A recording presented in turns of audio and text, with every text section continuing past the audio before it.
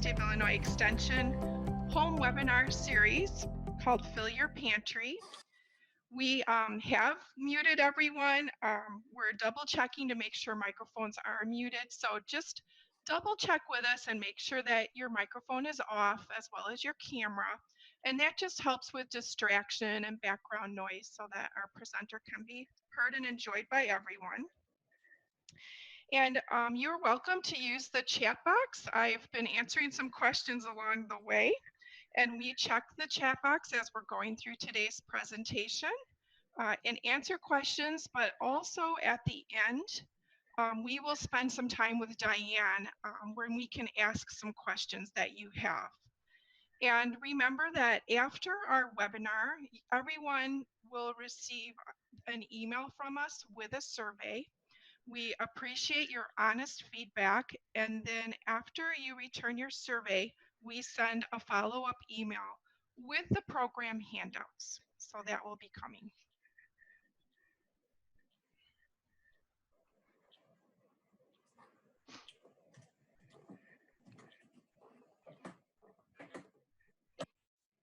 So we'll get started, and today's Fill Your Pantry webinar is on freezing foods, and we're happy that you are here with us. And Diane and I would like to introduce each other. So Diane, do you want to start? Yeah, well, thank you all for joining us today. We're super excited to have you here, and I'm pleased to introduce Susan Glassman. Susan is a University of Illinois Extension nutrition and wellness educator. She holds a master's degree in health education and administration and a bachelor's degree in food and nutrition with a specialization in dietetics from Southern Illinois University at Carbondale. Susan has been with Extension for over 20 years, and she serves Bureau, LaSalle, Marshall, and Putnam counties, and her expertise is in general nutrition, food safety, and chronic disease management. Thanks, Diane. And go Salukis, right? Go SIU. So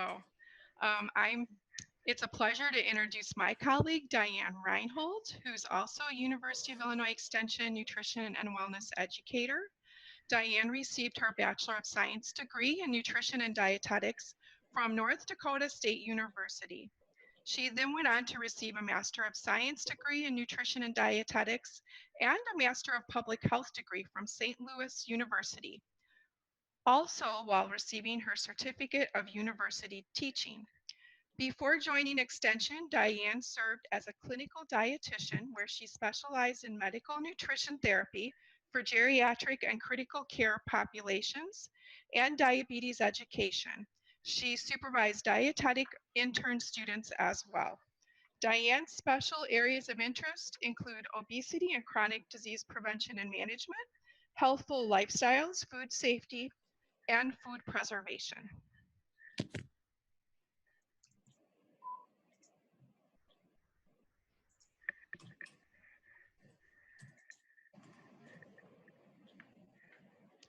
And for those that may not know, the University of Illinois Extension is the flagship outreach effort of the University of Illinois at Urbana-Champaign.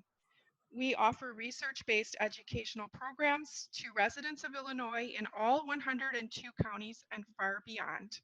So once again, welcome to everyone. And I am going to turn it over to Diane for her presentation. Thank you again, Susan. I really appreciate it. So today we have a lot of information to cover. So feel free to type those questions in our chat box and we'll hopefully get to most of the questions. But what are we going to do today? Our goal today is to help increase your knowledge and your awareness related to all things freezing. We want to help you have a good understanding of the advantages and disadvantages of freezing. We really want you to have a good understanding of the science behind freezing so that you can get the very best results of your product. Because if you're putting the time and effort in and spending the money to make sure you have good quality produce, you want to make sure you're going to end up with a really good quality product.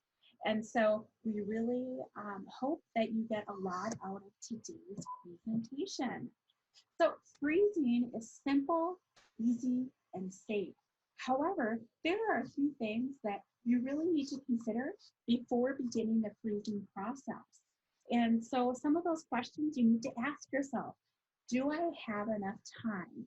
Do I have enough quality produce? Do I have the correct equipment, enough storage space? And do you have the knowledge and skills to correctly freeze your product so that you can truly enjoy your harvest all year long? Freezing has many different advantages, and over other food preservation methods, freezing is an effective and safe method for preserving both fruits and vegetables. And it really is one of the easiest and most convenient methods of food preservation and least time consuming, especially when you compare it to canning. And we talked about canning last week.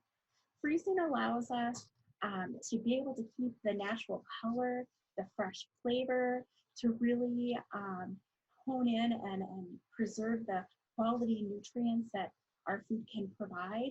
It also allows us a little bit more leeway with regards to adapting recipes, especially if we're trying to address any dietary restrictions, like maybe we're trying to cut down on sodium. And we can also adapt a recipe so that it can meet our taste, and we can adapt the portion sizes.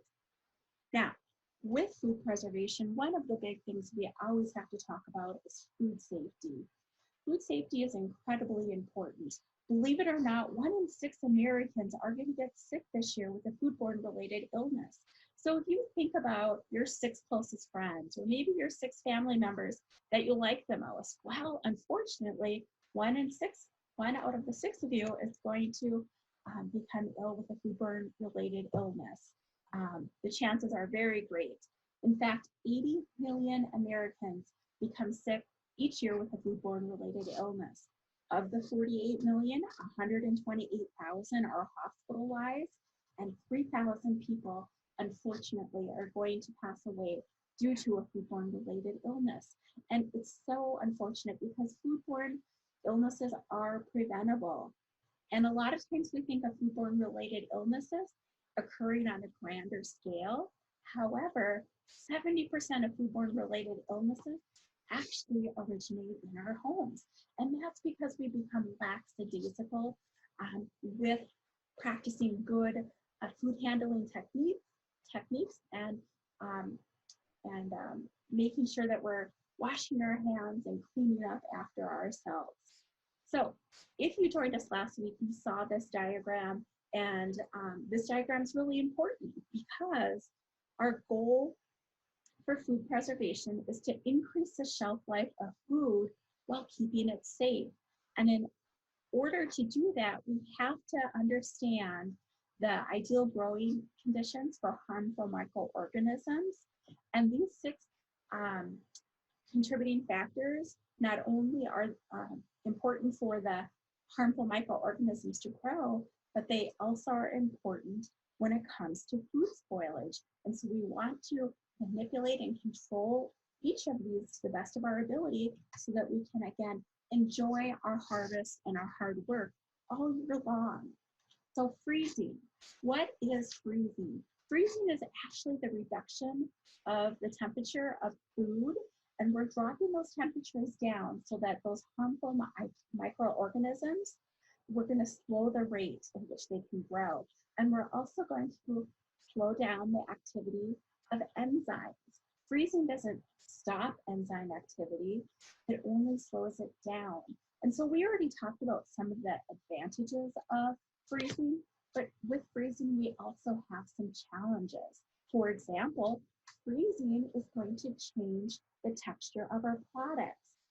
And there's going to be substantial cost, whether it's buying our freezer packaging materials, maintaining a freezer, or simply dealing with electricity issues. Because if you have a freezer full of your summer harvest and the electricity goes out, you kind of find yourself in a bit of a pickle, especially if you don't have a generator to keep that freezer going. The other issue is you have to have enough storage space. And so different freezers are going to take up substantial space, and maybe you are part of the little home movement and you just don't have a lot of space. So again, these are all considerations, all challenges that we may need to address. And always remember, freezing does not improve the quality of your product. So you always need to start with good quality produce anytime you're doing any type of food preservation. Now, I'm a firm believer in helping people understand the why behind the recommendation. And so we're just going to take a few minutes here and we're going to do a brief overview of the freezing process. So the science of freezing is really kind of interesting. Food and water are going to actually freeze differently. And when water freezes and ice crystals form, there's actually a small amount of heat produced. Well, that's kind of interesting. I never really would have thought about that had I not really put a lot of thought into it. The temperature of water is going to remain at that 30 degrees as ice crystals grow, and then the rapid temperature drop occurs as the ice crystals are going to cool. Because food are a complex mixture of many different substances, their freezing point is actually below the freezing point of water. A slow temperature drop occurs and ice crystals are going to form within that food.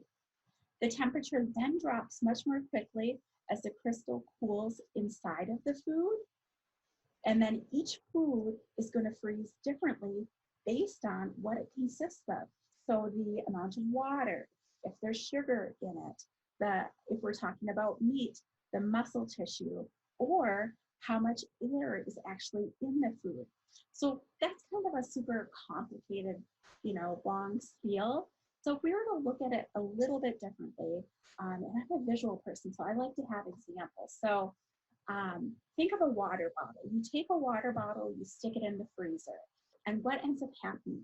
That water bottle is going to freeze. As it freezes, the water is going to expand. What may end up happening, the cap that was on top of your water bottle, it can get popped off because of the pressure as the water is expanding. The expanding, so if you're thinking about it in the sense of fruits and vegetables, the water within your plant cells, as that freezes, is going to expand as well. As those cell walls, or as the water expands, those cell walls are going to rupture or essentially break. And then what ends up happening is when that food becomes thawed, the texture is going to be compromised because the overall structure has been damaged.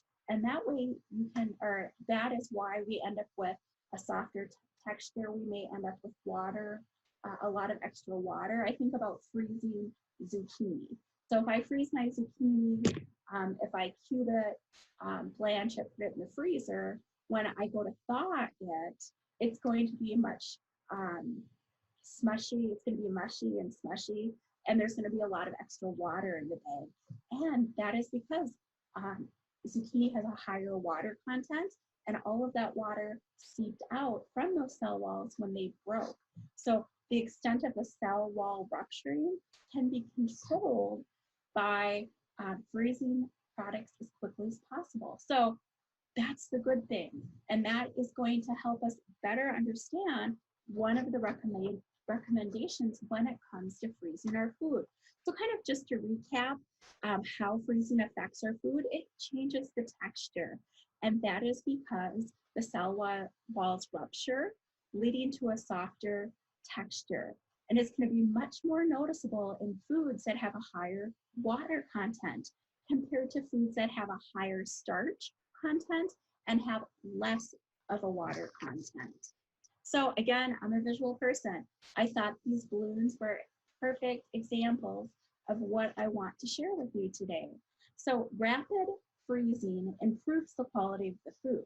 The faster the food freezes, the smaller the ice crystals that will be formed. The small ice crystals are going to do less damage to the cell walls. So maybe it's not going to pop like that center balloon. Maybe instead it's just going to expand to max capacity and then shrivel back up like the balloon at the end.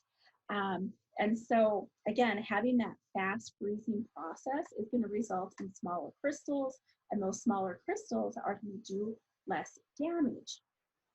Slower freezing, on the other hand, is going to produce much larger ice crystals, and that's going to cause the cell walls to be punctured, and then that is going to result in the seeping or the loss of that liquid.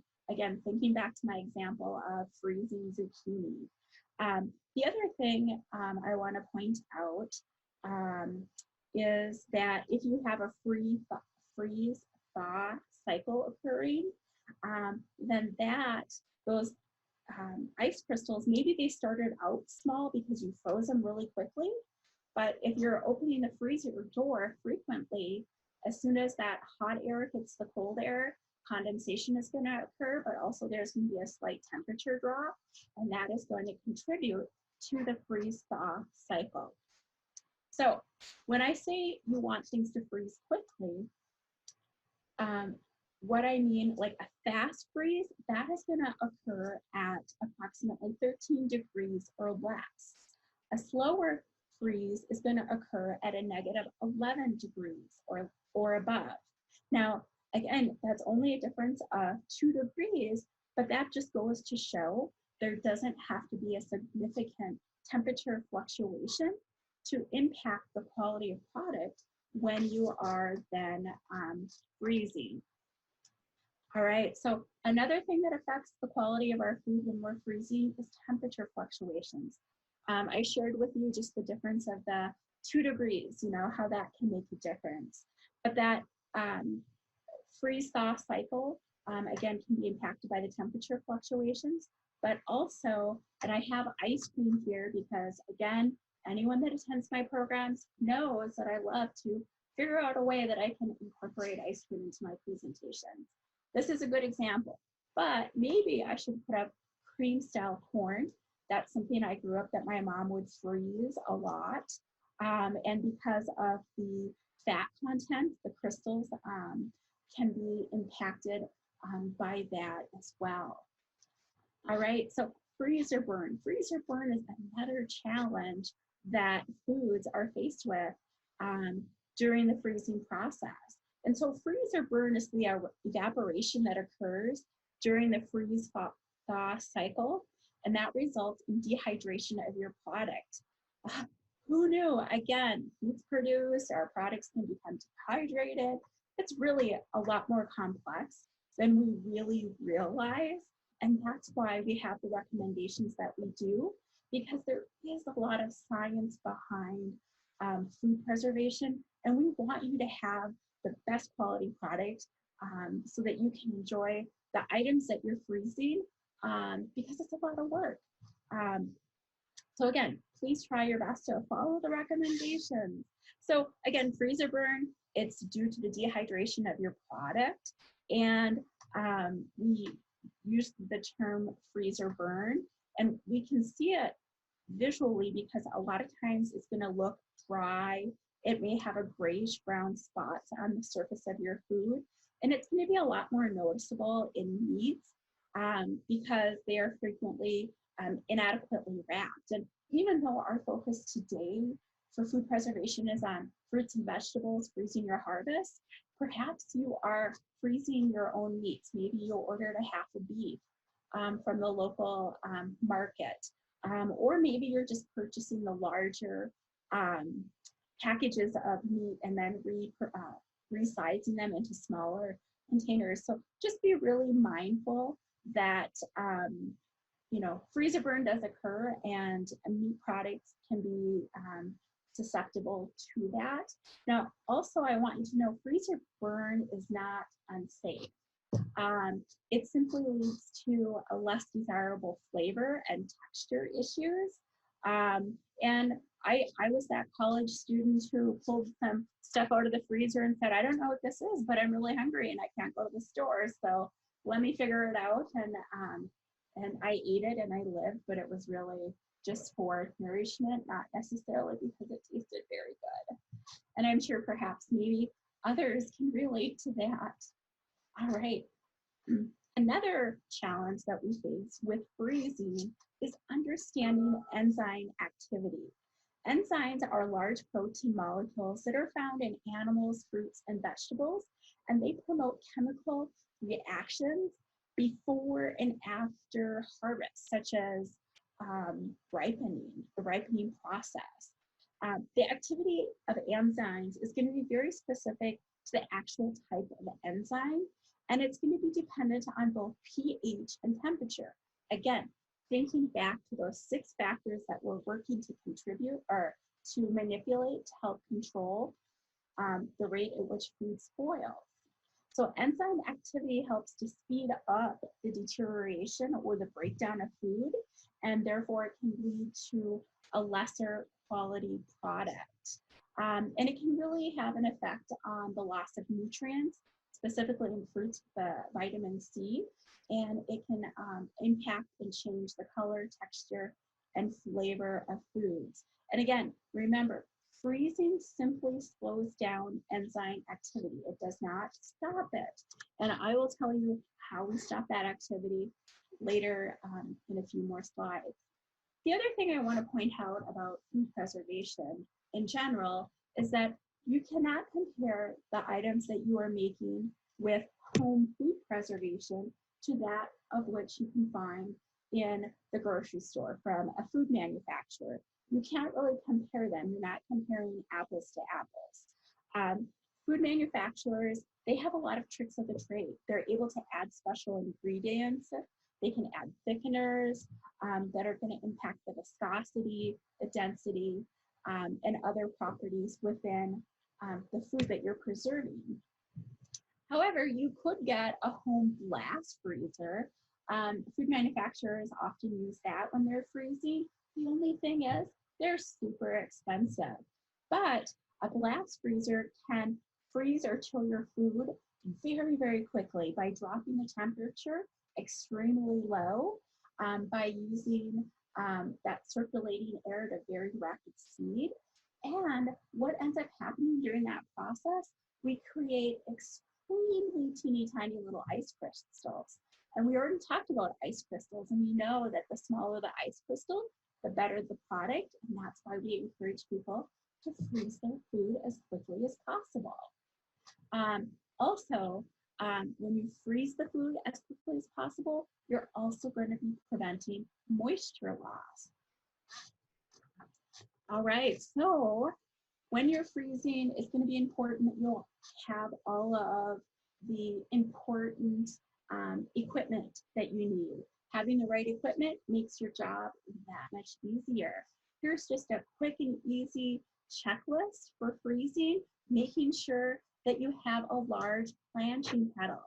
I get a lot of questions with people. They'll call and they'll ask, hey, do I really have to blanch? And I tell them, well, the recommendation is for blanching, but at the end of the day, it's all about personal choice, right? So you're still going to need a large bowl. You're going to need cold water with ice, a timer, a food scale, quality, packaging materials. You need a freezer, you need labels, all those good things. So let's just talk briefly about freezers. You may be wondering what's best. Should I have a chest freezer or an upright freezer? Well, it really depends, and it comes down to personal preference. But it also comes down to available floor space. If you live in a small home and you don't have the space for a chest freezer, I can't say, oh, well, I recommend a chest freezer. Because you're like, well, I can't have a chest freezer because I don't have space. So again, you have to figure out what's going to work best for you. But what I can share with you, generally speaking, an upright freezer is going to be much easier to organize, and it's going to take up less floor space. However, a chest freezer is usually much more economical to operate. And then, of course, you have just your home refrigerator freezer combination. But keep in mind, every time you open up that freezer door, you're letting air come in. You're going to have that temperature differential, additional condensation is going to occur. So then you're going to have extra moisture. So always keep those different things in mind. The other thing you may want to consider, growing up, I grew up and my parents would get like a half a beef for the year. We had a huge garden, we froze tons of stuff. And so we had a chest freezer just for meat, and we had a freezer just for vegetables. And that way, the freezers weren't being open excessively, and it just seemed to work well for our family. But at the end of the day, it's a personal preference. So things you need to know about your freezer. First, you need to read your manual. I know, crazy. Who reads the manual? Believe it or not, a lot of people do. And if you want to have a quality product that you've worked hard when you are at the end of the season and pulling it out of the freezer in the middle of the winter, reading your manual can actually make a big difference. Some home freezer manuals are going to recommend what temperature to set your freezer at so you can have the coldest setting. And they're also going to recommend that you set it to the coldest setting several hours before you place a large amount of food in the freezer. In fact, some manuals are actually going to indicate the coldest shelves that are in the freezer. How cool is that, right? They're going to give you suggestions, essentially, where you should place different foods on the shelves. The other thing is you need to check the temperature of your freezer. A lot of people, they just plug it in. They don't really think much of it unless they pull things out and they're soft. But really, you should be checking the temperature of your freezer to make sure that it is working properly. Also, check for temperature fluctuations. Again, the more fluctuation, the more opportunity for additional moisture to build up within your freezer. And also, I want to caution you about self-defrosting freezers. With self-defrosting freezers, you have a constant temperature fluctuation. And so depending upon what you're putting in that particular freezer, you may not necessarily want a self-defrosting freezer. Again, personal preferences. The other important thing to keep in mind is that you are not to overload your freezer. Generally speaking, your manual is going to tell you the maximum number of cubic feet of unfrozen foods that can be placed in it at one time. A good general rule of thumb is 2 to 3 pounds of vegetables or food per cubic foot of freezer space per 24 hours. The recommendation, though, is really to decrease or lower the temperature of your freezer at least 24 hours prior to putting a large amount of vegetables into your freezer. If you overload your freezer, what ends up happening, you have a longer, slower freezing time, which is again going to result in a poor quality product. All right, packaging materials. Packaging materials make a difference. And there's lots of different types out there. We have rigid and non-rigid materials, and we're going to talk about non-rigid materials first. Packaging is really the key to retaining quality products. You want to keep the moisture in and the air out. Therefore, it's important to use good quality freezer containers that are going to both provide that moisture barrier and that vapor barrier and keep the air out as well. Packaging should protect your food from absorbing additional flavors within your freezer and protect it from freezer burn. Sometimes when I go and visit my sister, I open up her freezer and pull something out, and I was like, how come it smells like onions in your freezer? And she'll say, oh, well, I froze some onions and I just stuck them in there really quick. And then you realize, oh, it's like contaminating. It's making the other food in the freezer smell and or kind of taste like onions. So always be mindful of that. When it comes to non-rigid packaging, that's going to be things like your freezer bags. It could be also items like your heavy-duty aluminum foils or your freezer wrap. And again, today our focus is on fruits and vegetables, but the heavy duty aluminum and the freezer wrap is most likely going to be used for some type of meat product. If you are using aluminum foil, I just really want to stress that you should not be using a lightweight aluminum. Always use the heavy duty because it's going to provide a better barrier. Non-rigid containers, when you're using a non-rigid container, make sure you press all of the air out of the bag. Again, oxygen is one of those 6 factors that contribute to food spoilage. Make sure that the seal has been secured.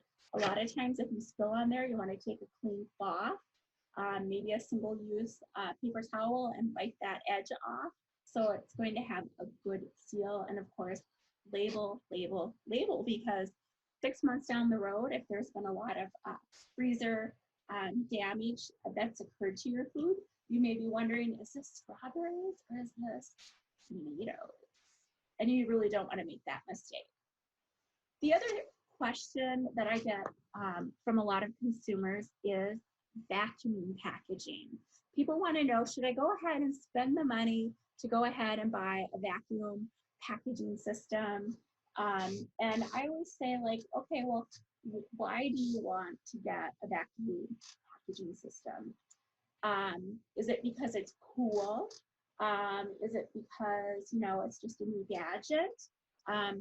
Because when you are purchasing it, there is a substantial cost involved. Plus, you have to buy their specific packaging materials, not just the vacuum machine, but you also have to buy their materials. And so with a vacuum seal, what you're doing is you're removing all of the air from the contents of that package. And really, if you follow the recommendations for freezing and you follow them exactly and you use good quality packaging, you're going to have an equally high quality product that you're going to be able to use without the substantial cost.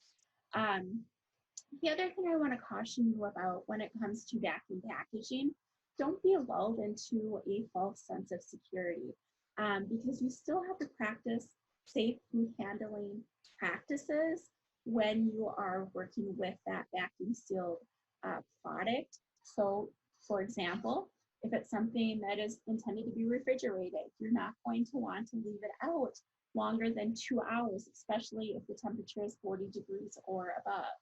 You also want to make sure you label and date, and you want to use it in a reasonable amount of time. Moving on to rigid packaging. So rigid packaging is really a nice option for some people, especially if you're like, hey, I'm using way too much plastic, and every time I use a plastic bag, I'm thinking about how I'm filling the landfill full of plastic. So rigid packaging may be an option for you if that is something that you're concerned about, because a lot of times the packaging is reusable. However, you have to be wise when you're doing that. Rigid packaging is commonly used for foods that are semi-liquid, liquid, or if you're packing a liquid pack type food, so maybe like soup. And you have to also be cautious. So I bought some really cute plastic freezer safe containers. And first off, they're cute, so why wouldn't I get them? But the issue that I found with them is that the lids kept popping off. So that was a problem. You can also use wide mouth canning jars. However, you can easily bump those and they can become cracked, they can become brittle. When you're using containers, make sure that you're using containers that are safe to be used in the freezer. And again, rigid containers, they're going to hold their shape. They can be stored upright, but that can also be a problem if you don't necessarily have adequate space. Always make sure that the lid is on very tight. Make sure that the seal on the edge is also clean so that the lid is going to more likely than not stay on there safely. If you have an issue with the lids popping off, you may want to consider putting a little freezer tape on that. Keep in mind, freezer tape is not the same as masking tape. If you don't use If you use masking tape, that masking tape is not going to stand up more than a couple hours in the freezer, I think. At least mine didn't. So I went out and got some freezer tape because that's specially formulated, the adhesive, so that it will stay together in the freezer. And of course, always label your foods. So the other thing when we're talking about rigid containers is we have to allow headspace. Now, for those that were able to join us last week and we were talking about canning, we spoke about headspace. And so headspace is going to be the distance between the bottom of your lid and the top of your product. And when you're freezing, what ends up happening, again, that food is going to expand. And so you need to allow enough headspace to make sure that lid doesn't get popped off and that it doesn't expand and end up cracking your container. It's also important that you don't leave too much headspace, because if you leave too much headspace, you're going to have additional oxygen in there, and that can affect the color, the flavor, and the texture of your food items. I do not do this, but I thought it was a really handy idea. So one way to deal with that headspace is if you take a crumpled piece of freezer paper and put in the top, that will take up additional space, and then that is supposed to help reduce some of that space from air that can occur. All right, freezer containers. Again, this is just a general statement regarding freezer containers. Always make sure that your freezer containers are truly freezer containers. Now, I grew up with my mom reusing, recycling, repurposing. So, you know, she uses cottage cheese containers and pull-up containers, yogurt containers, and all of that good stuff. But really, you should be using quality containers that are intended to be used multiple times, reused. And when you purchase them, on the packaging material, it's going to say for freezer use. There's a variety of shapes, a variety of sizes. Again, they're nice because they're reusable. However, what I would recommend, do not take, let's say you, here, you know, with these little green cups here, let's pretend that there's soup in there. You're not going to want to take that container and take it from the freezer to the microwave, because if there's soup in there and there's a high fat content, that fat can then permeate the edges of your plastic container and damage it. So really, I would not recommend that. You can use freezer bags. The screw-on lids are nice because you can get them really tight and they're less likely to pop off. The other thing, and I've said this once, but I have to say it again, label, label, label, label and date. Name what the product is. Is this tomatoes? Is this strawberries? Now, if it's strawberries, did you add sugar? Did you not add sugar? Is it whole strawberries or half strawberries? How old is it? How many servings? All of those things that are very important. Now, this is probably what you've all been waiting for. I wanted to give you kind of like the why behind the recommendations, but now we're going to start talking about blanching, and then we're going to talk about freezing fruit, because again, a lot more science is going to be involved. But you might be freezing and you're like, okay, great, what am I going to do with this? And the thing that I always stress is begin with the end in mind. Know what the intended use of your produce item, whether it's a fruit or vegetable, is going to be used for. Some general tips for freezing: always make sure that your item, your produce item, has cooled before you freeze it. That way it'll help speed up the freezing process. Freeze foods as soon as they're packaged. So what you may end up doing is, let's say you're doing cream style corn. My mom would cook that up, you know, we would bag it, stick it in the fridge to let it cool, and then stick it in the freezer so that it would freeze more rapidly. But she would allow for a little bit of time in between before putting it in the freezer right away. Freeze foods as quickly as possible. Set your freezer to at least a -10, 24 hours before freezing. Again, if you can, maybe aim for that -11, a -13, but at least a -10, 24 hours prior.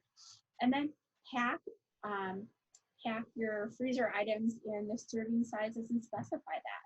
If you used to have a family with a family of 6, and now your kids have grown up and moved away, and now you have 2, then you can say, okay, well, this bag of corn has 2 servings, but this bag of corn has 4 servings. That way, if I have company, I know which bag to pull out. Also, package your food tightly, removing any additional air. When it comes to freezing your vegetables, always select high quality vegetables and select the variety that's going to be best for freezing because there are different varieties within each type of vegetable and they're not all created equal. Harvest your produce and your vegetables just before you're ready to freeze. When you are washing and cleaning your vegetables or fruits, work in small batches. Make sure that you're preventing recontamination. And because you don't want to clean your peas and then accidentally get them in dirty water all over again. You really want to prevent that from happening. Work in small batches, blanch if recommended. And again, we're going to get more into the details on blanching. Use proper packaging and remove excessive air and moisture. Remember, freezing does not improve the quality of your produce. That is super important. The other thing that's important to understand is that not all foods are going to freeze equally.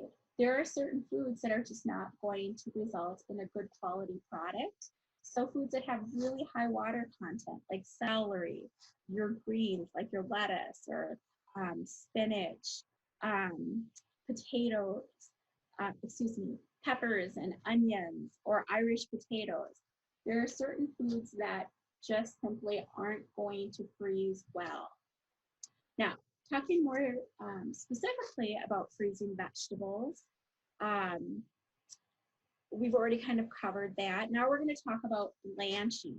So blanching, you have your produce, you're preparing it, you're going to go ahead and submerge it in hot water very, very quickly. Then you're going to cool it very quickly. You're going to freeze it, and then you're going to package it. So let's peel that back. So blanching is not required from a food safety standpoint. However, it is going to affect the quality of your product. And it is recommended for almost all vegetables that are going to be frozen. Blanching is the process of quickly heating and quickly cooling your items to destroy that enzyme activity. Blanching does several different things. One, it's actually going to stop enzyme activity. Remember, freezing will slow it down. It doesn't stop it. If you want to stop it, you need to apply that heat through the blanching process. If you choose, so blanching is also going to clean the surface of dirt and other microorganisms. It's going to brighten the color. It's going to reduce the loss of vitamins, and it's going to soften your vegetables. So it's going to be a little bit easier to package, especially if you're packaging using rigid containers. The amount of time that is going to be required for blanching is really going to vary depending upon the type of vegetable and the size. So think the density of the product. Again, going back to those 6 primary foundations of controlling the environment to reduce food spoilage. So again, it's going to depend on the type of vegetable, the size of the vegetable. Cooling is incredibly important, and making sure that we have the timing down. Under blanching is going to actually stimulate enzyme activity, and it can lead to a worse product compared to not blanching at all. And over blanching can result in the loss of flavor, color, and key nutrients. Now, there are 3 types of blanching. However, one of them is not recommended. Can you guess? All right, the first one we're going to talk about is steam blanching. Steam blanching is when you use, you just put 1 to 2 inches of boiling water in the bottom of a pan, or put the water in, bring it up to a boil. And you need to have a basket that you can drop in there and have a tight fitting lid. And you're going to place a single layer of vegetables in the bottom of that basket. Once you put the vegetables in there, cover, and then begin starting your time. And the thing about steam blanching is that it's going to take 1.5 times longer compared to that of water blanching. So water blanching is really what I would recommend, and it's what I do.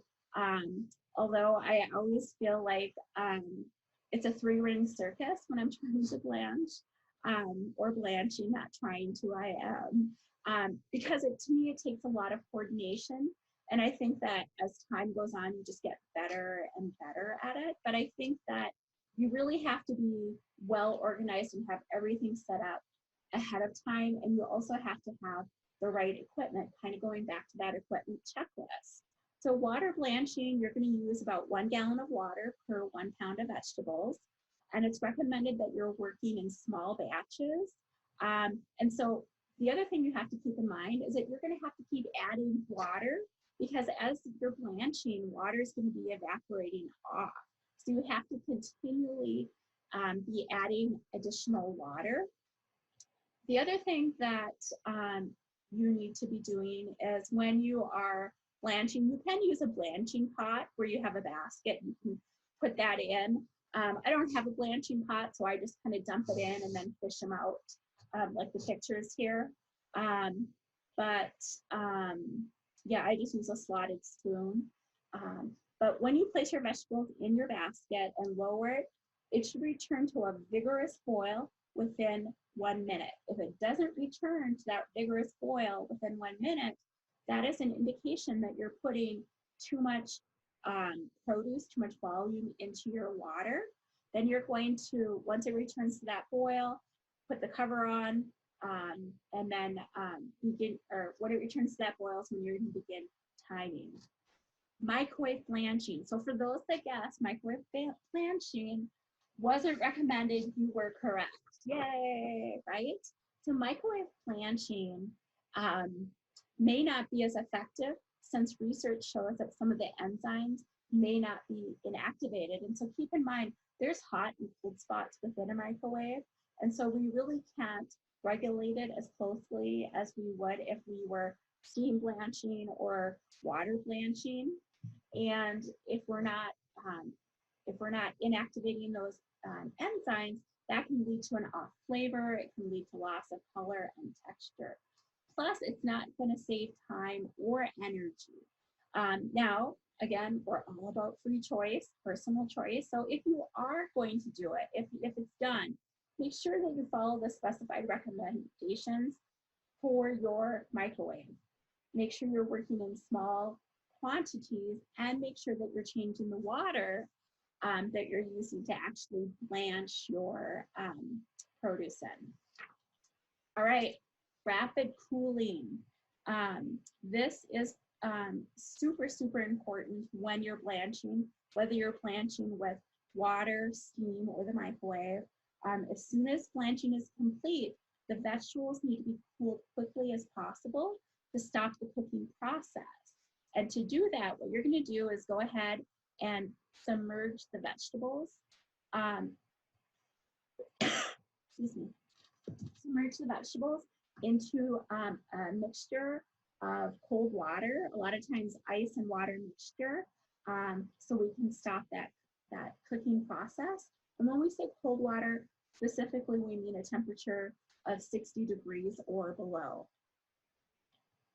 So if you're going to be using the ice with the cold water, and that's really what I recommend, and it's that time of year that I'm always like, oh, I wish my refrigerator had an ice maker, because you go through a lot of ice. It's 1 pound of ice per pound of vegetables. So again, you are going to go through a lot of ice, and you're going to need to change that water out as well.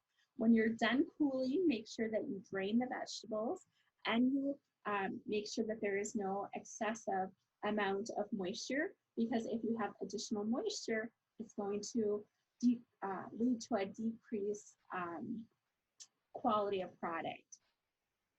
All right, I cannot tell you how many times I have people call and ask me, do I really need to blanch? And I always tell them the recommendation is yes. And they're like, okay, well, I don't want to. What will happen? So for those that don't want to blanch, you don't have to. Again, from a food safety standpoint, it's not recommended. It's from a quality standpoint. So you can store unblanched vegetables for up to 3 months. So it's recommended that you use them within 3 months. However, the other caveat is you're going to have a change in quality.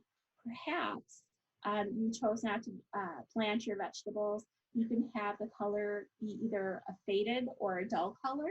You could end up with an off flavor. And sometimes the texture actually ends up being slightly slimy. So again, it's all up to you. When you're freezing your vegetables, there are different types of packaging. You can dry pack or you can tray pack. Dry packing, you're going to blanch, cool, drain, remove the air, put it in a little bag, and then put it in the freezer.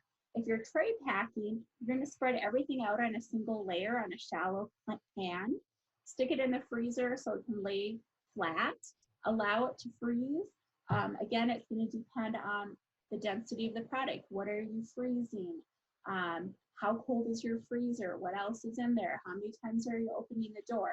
But generally speaking, you should be able to freeze it within that first hour. If it's not frozen after that first hour, then maybe set a timer and say I'm going to check back every 30 minutes, kind of based off of how frozen it was before.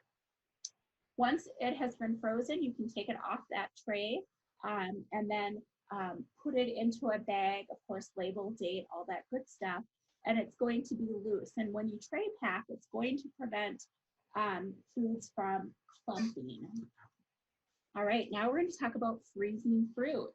So freezing fruit is a little bit more tricky than vegetables. And that's because fruit generally is going to have a much higher water content compared to a lot of our vegetables.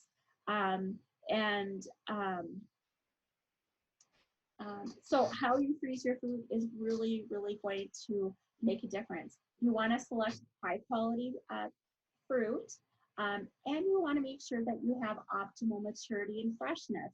And as we go through our series, for example, if we're talking about jams and jellies, you need to have a combination of either ripe or overripe, ripe or underripe fruit if you're making certain types of jelly based on the pectin levels. So those are things you have to take into consideration, because I also get a lot of questions like, well, I don't have enough berries to make strawberry jam. Can I just freeze them and then use them later? And the answer is yes, but because again, what is the intended project that you're going to be doing? What do you want to do with those berries? How are you going to use them? When are you going to use them? Are you going to use them in a week? Are you going to use them in a month? Are you going to use them in 2 or 3 months? All of those things make a difference. And so there isn't one simple short answer. The other thing is, when we're talking about fruit, you want to make sure that you're not using galvanized copper or iron equipment. And that is because there can be a chemical reaction that occurs between the acid in the fruit and the compounds that are in those different types of metals. And that can either cause an off flavor, or there can be a chemical reaction that causes a harmful reactions. So again, always select high quality fruit, wash, sort, drain, work in small batches, change the water frequently. Here is a secret. When I was younger, I thought if I soaked my strawberries that I would end up with, cleaner strawberries. The reality is, don't soak your strawberries. Don't leave your fruit in water for a long, or any vegetable really for that matter, for a long period of time, because it's going to absorb that extra moisture and it's going to result in a watery, less flavorful fruit or berry. The other thing is, when it comes to blueberries, do not wash your blueberries before you freeze them. if you do, that can result in having a much tougher skin on the blueberry. Also, make sure you pit, hull, peel, slice, dice, you know, whatever you're going to do with your berry. And always use proper packaging, remove excessive air and moisture. All right, so the other thing we're going to talk about is making sure that we're working to prevent discolorization. A lot of times, the fruit that we're working with is going to be impacted by the air. Again, oxygen, one of the 6 factors. So preventing discolorization, what works well? Well, using ascorbic acid. So 1 teaspoon per 1 gallon of cool water is very helpful in preventing the discolorization. So some fruits such as peaches, apples, pears, apricots, they're going to darken very quickly when they're exposed to air and during the freezing process. And so if you want to make sure that you're not losing that flavor when they're thawed, you can use different products to help them prevent that darkening from occurring. So ascorbic acid or vitamin C is really preferred because it's super effective at preventing that discolorization, and it's also going to help add a little nutrient value because, again, it's vitamin C. There are also ascorbic acid mixtures, and those mixtures are going to be a combination of sugar and ascorbic acid. And people may say, like, okay, well, where can I find ascorbic acid? Well, you can actually get it from some local pharmacies in the powdered version or the tablet version. I would caution you, if you're using a tablet, you have to crush it into a powder to make sure that it can then get dissolved in the water. And so there's that. And I personally, I just buy whatever commercial product is available. And I want to also encourage you to make sure that you don't confuse ascorbic acid with citric acid. Citric acid and ascorbic acid are not the same. And citric acid, lemon juice, or other fruit juices can interfere or mask the natural flavor of the fruit, and they're not as effective as ascorbic acid. Salt and vinegar solutions, those are no longer recommended. So if that is something you would like to use, just make sure you do your homework and make sure that it's not something that's going to, or make sure that it's something that's going to complement the flavor versus compete against the flavor. All right, we're almost done. So freezing methods for fruit. There are unsweetened packs. There's a couple different ways. There's unsweetened packs, sweetened packs.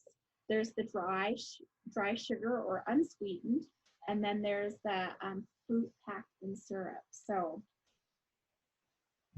you always need to know, again, what the intended use is for that fruit, as that will determine how it's going to be freezed. So if you're going to freeze strawberries and then in December, when you have more time, you're going to then use it to make strawberry jam, you need to make sure that you're recording that, because you need to know what the ratio of sugar to berry is, because that's going to impact the pectin and the fruit acid. So again, those are all things that are very important to make sure that you're writing down and labeling for your products.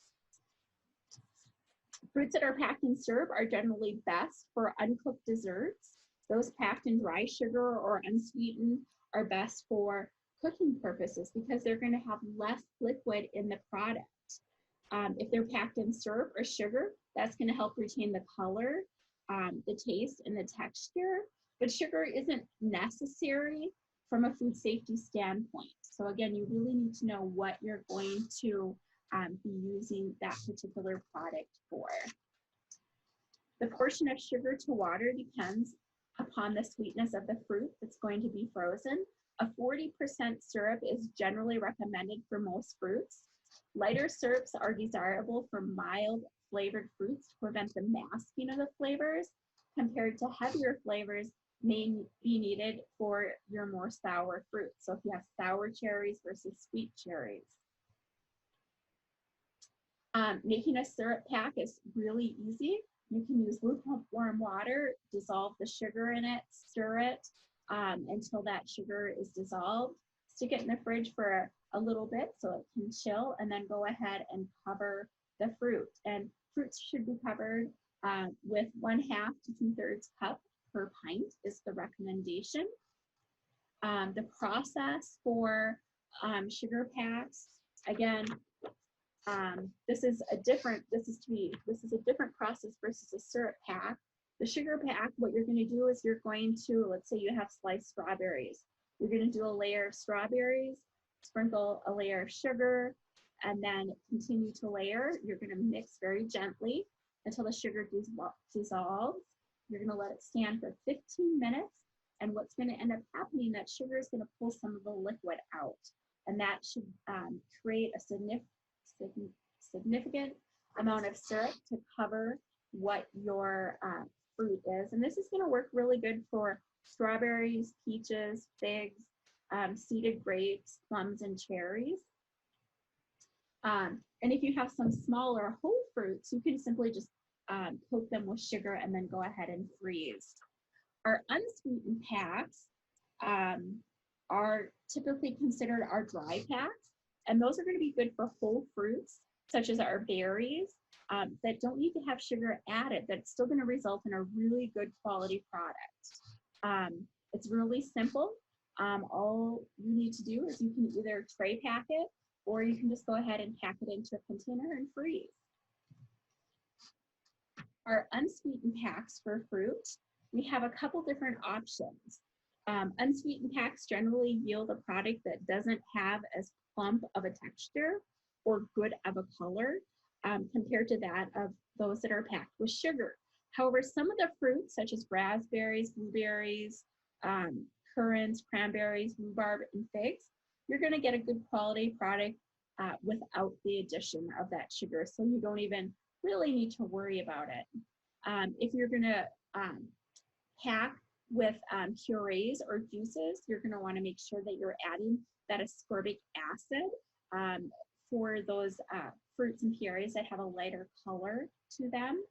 And then our last one that we're going to talk, well, our second to last one we're going to talk about is our pectin syrup.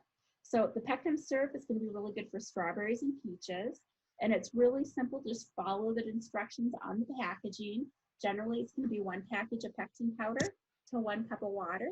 You're going to bring it to a boil for a minute, remove from the heat, let it cool, and then add an additional 1 3/4 cup water. And then you can go ahead, as long as it's cool, and pour that over your fruits. All right, artificial sweeteners. So follow the manufacturer's instructions. And sugar substitutes are artificial sweeteners. They can be used if the intent for the sugar isn't that it's adding volume. Sugar substitutes may be in any of the unsweetened packs. They can be added prior to freezing or just before serving. I personally like to do it just before serving, if in the event that I decide at the last minute, like, oh wait, I'm gonna use this for something else, then I don't have to worry about the issues with heating certain sugars, artificial sweeteners or sugar substitutes. So they can be used if you're using a pectin syrup, the juice, the water, again, or just add before serving. However, I just want to caution you, again, you're not going to have the protective factors offered by sugar when you're using our artificial sweetener. So it's not going to help retain the color, and it's not going to help with the texture of your product. All right, so now we have some of the basic tools of the trade. We want to talk about storing our produce. So how long can I store my frozen food? Well, it really depends. It depends on, how the type of freezer you have, how full it is, how often the door is getting open. How did you preserve it? How did you freeze it? What steps did you take? But here are some real general guidelines. Fruits and vegetables, generally speaking, 8 to 12 months. And again, this is from a quality standpoint, not necessarily a food safety standpoint. And then you can just look the list yourself there. All right, vegetable storage. What do we need to know about that? Vegetables will still be safe if kept frozen longer than the times that are posted in today's presentation. And again, it's from a quality standpoint. However, the vegetables are going to continue to deteriorate.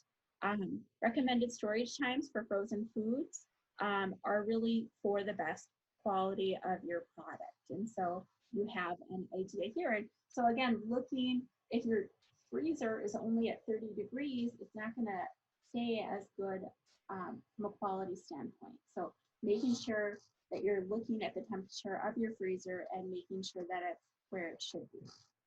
All right, summing things up, food safety, food preservation is a great tool to use.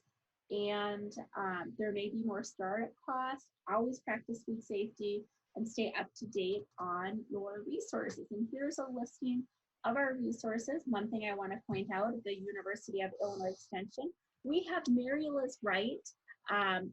What's Cooking with Mary Liz Wright? There's a lot of great videos with helpful tips and tricks to watch. So any questions? I know it's 5 after, Susan. Yes, Diane, thank you. We had a lot of questions and we were responding to what we could as we went through your presentation, but I did put a couple down to ask you and we'll see how far we get. So thank you for all of the questions, everybody.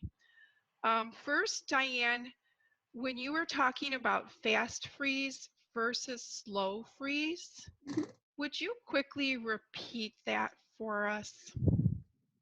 Okay, let's get that.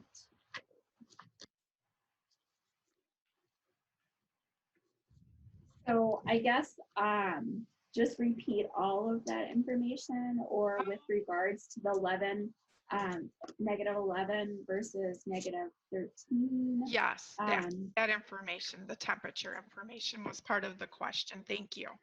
Okay, so again, we want to freeze as quickly as possible. And so making sure that when you're freezing, that you're freezing as quickly as possible. And still looking through my notes because I don't want to miss heat.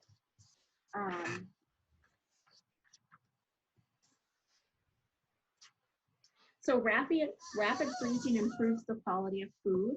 And so the faster you freeze your food, the smaller ice crystals that are going to actually be formed. And having those small ice crystals actually does less damage to the cell walls.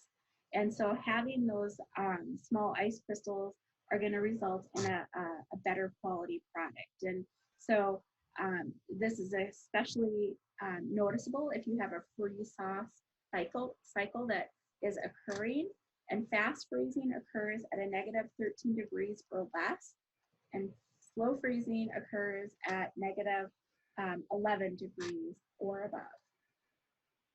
Okay, great, thank you. Couple more. Is it better to freeze or to cool food in the fridge or just put it straight into deep freeze? What would you recommend? So is it specific to freezing vegetables? It wasn't really specific, but initially freezing food, like cool it before it goes into deep freeze. So if you're cutting and dicing your carrots and you blanch them, and once you've blanched them, then you're cooling them for that amount of time, then I would just go ahead and package them and stick them in the freezer. But if you were making some, recipe like cream style corn, like my mom did, she would pull that out of the oven and it would still be warm while we were packaging it. So we would just stick it in the fridge for 10 minutes or whatnot before we put it in the freezer. Thank you. And I know we always recommend that you cool food if you're heating and something and you're going to freeze it, that you cool it first before it goes into the freezer. Okay, so when you were talking about the fruits, would you soak fruit in ascorbic acid before freezing? There was a question with those slides. Yeah, so with your fruit, depending upon, what it is, if you have your apples, your peaches, and things like that, you're going to want to go ahead and not necessarily soak it, but dip it in your water, your ascorbic acid solution before packaging it. Great, thank you. I'm just responding and reading and trying to get everybody's questions. Any tips on freezing fresh picked tomatoes to use later for canning? I would say blanch them. Okay. Yep. That is a question I get a lot of. Yeah, and a lot of people, they don't want to blanch them because it's a lot of extra time and effort, and they just have a few, but the recommendation is to blanch them. Great. Okay, we'll try to get one more question in. And this was when we were talking about temperatures. Would you recommend, if you have a temperature gauge in the fridge, that you still have your own thermometer that you check your temperatures with? In your fridge or your freezer? Either one. I'm sorry, in your freezer. Yeah, either one. I would definitely be doing your own testing with your own thermometers. Okay. You have the one that's built into the freezer, but having your own is just an extra check and balance. Yeah, that extra check. Yes.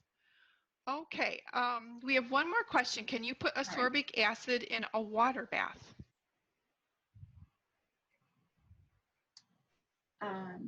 So when I hear water bath, I think of water bath canning. Like you put it in the water, or what?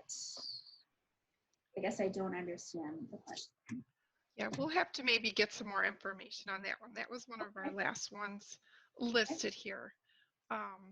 Okay, so I think we'll move ahead and finish up.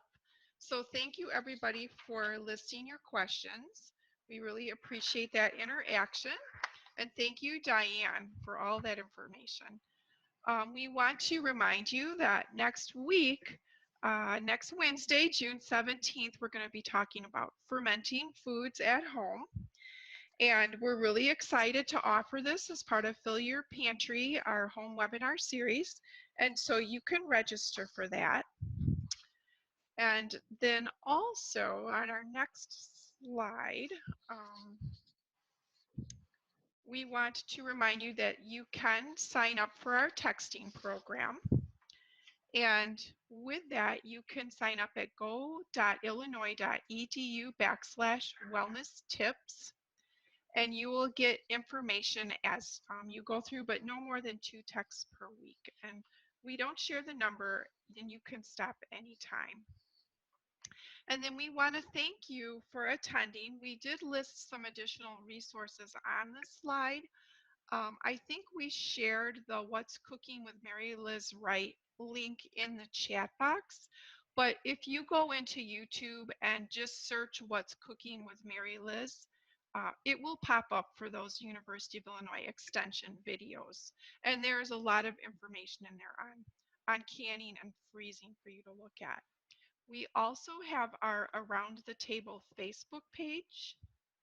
And then our website, there's the Nutrition and Wellness website, go.illinois.edu/nutritionwell. And then our main website, extension.illinois.edu. So remember to watch for surveys in your email. After that's returned, we really appreciate your feedback. There will be handouts coming out. Also, this webinar was recorded, and so it will be housed on the Extension website. And we want to thank you for joining University of Illinois Extension, and we wish everybody a wonderful day. So thank you to everyone for attending, and thank you, Diane. All right, thank you, and everyone have a wonderful week. Thank you. Great, thank you.